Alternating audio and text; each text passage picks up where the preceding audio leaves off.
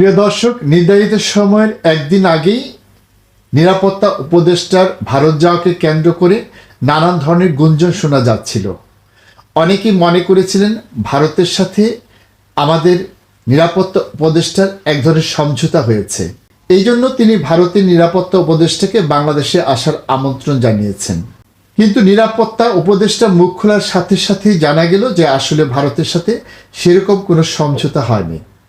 বিভিন্ন সূত্র থেকে যেসব তথ্য জানা যাচ্ছে তা থেকে এটুকু বোঝা যাচ্ছে নিরাপত্তা উপদেষ্টাকে ভারতের পক্ষ থেকে এক ধরনের চাপ দেওয়া হয়েছিল, এবং সেই চাপটি দেওয়া হয়েছিল আগামী নির্বাচনে আওয়ামী লীগের অংশগ্রহণকে কেন্দ্র করে। কিন্তু নিরাপত্তা উপদেষ্টা তাতে সম্মত হয়নি। পত্রিকায় প্রকাশিত সংবাদ থেকে যেটুকু জানা গেছে তা হলো, বাংলাদেশ অভ্যন্তরীণ বিষয়ে হস্তক্ষেপ সমর্থন করে না বলে জানিয়েছেন ভারতে সফররত জাতীয় নিরাপত্তা উপদেষ্টা খলিলুর রহমান। সেই সঙ্গে যে কোনো পরিস্থিতিতে সব ধরনের সন্ত্রাসবাদের বিরুদ্ধে ঢাকা জিরো টলারেন্স নীতি অনুসরণ করে বলেও জানিয়েছেন তিনি।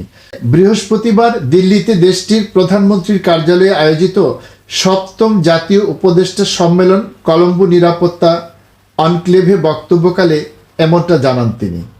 উপদেষ্টা খলিলুর রহমান বলেন, বাংলাদেশ জাতীয় সার্বভৌমত্ব ও সমতা, রাজনৈতিক স্বাধীনতা, অভ্যন্তরীণ বিষয়ে হস্তক্ষেপ না করার মূল্যবোধকে সমর্থন করে। সেই সঙ্গে উন্মুক্ত, শান্তিপূর্ণ, সুরক্ষিত এবং অন্তর্ভুক্তিমূলক ভারত মহাসাগরের মূল্যবোধ ও নীতিমালাকেও সমর্থন করে বাংলাদেশ। এই জন্য আন্তর্জাতিক বিরোধের শান্তিপূর্ণ নিষ্পত্তির পাশাপাশি আন্তর্জাতিক আইন এবং জাতিসংঘের সনদে বর্ণিত নীতিগুলোর প্রতি শ্রদ্ধা বজায় রাখা গুরুত্বপূর্ণ বলেও উল্লেখ করেন তিনি।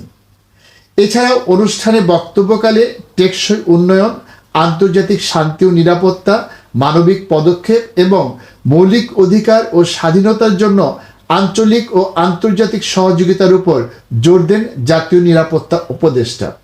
তার এই বক্তব্য থেকেই কিন্তু স্পষ্ট হয়ে গেছে যে বাংলাদেশের রাজনৈতিক ক্ষেত্রে ভারত যে ধরনের হস্তক্ষেপ করার চেষ্টা করে, বাংলাদেশ যে সেটিকে সমর্থন করে না, তিনি ভারত সরকারকে সুস্পষ্টভাবে সেটি জানিয়ে দিয়েছেন। এবং বাংলাদেশের অভ্যন্তরীণ বিষয়ে যে কোনো ধরনের হস্তক্ষেপ বাংলাদেশ সমর্থন করে না, কিংবা এই ধরনের হস্তক্ষেপ যে বাংলাদেশ ভবিষ্যতে কোনো ধরনের প্রশ্রয় দিবে না, সে বার্তাটি তিনি তাদেরকে পৌঁছে দিয়েছেন। এই বিষয়টির মধ্য দিয়ে বাংলাদেশের স্বাধীন পররাষ্ট্রনীতির বিষয়টি আবারও প্রতিফলিত হয়ে উঠছে। সুপ্রিয় দর্শক, এতক্ষণ আমাদের সাথে থাকার জন্য আপনাদেরকে অসংখ্য ধন্যবাদ।